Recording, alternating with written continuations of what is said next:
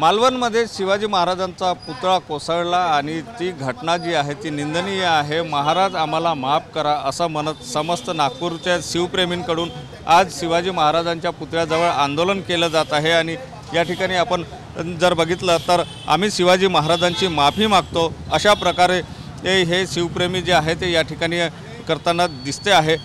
दादा काय सांगाल, काय तुम्ही माफी मागतो, आम्ही माफी मागतो महाराजांची असं म्हणण्याची वेळ का?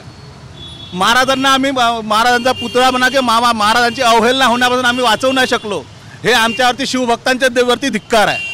आम्ही स्वतःला धिक्कार करतो, आम्ही कुठल्या सरकारला धिक्कार नाही करत। त्यांच्यात तेवढी ताकद दिली आम्ही, ते आम्ही चूक केली।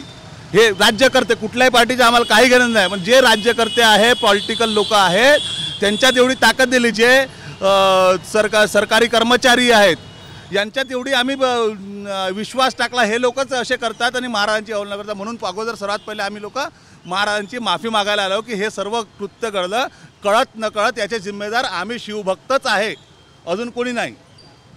नक्कीच या ठिकाणी आम्ही महाराजांची माफी मागतो अशा प्रकारचे या ठिकाणी आपण फलक बघू शकतो। आणि हे सगळं जे घडलं त्याच्यासाठी कोणी जिम्मेदार नाही तर आपणच जिम्मेदार आहो अशा प्रकारचे एक भावनासुद्धा या ठिकाणी हे शिवप्रेमी व्यक्त करताना दिसून येत आहे।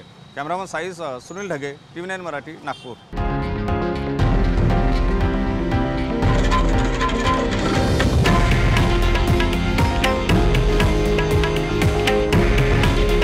हे आहे देशातील नंबर 1 न्यूज नेटवर्क आणि आपण पाहत आहात TV9 मराठी। काळजी तुमची, हित महाराष्ट्राचं।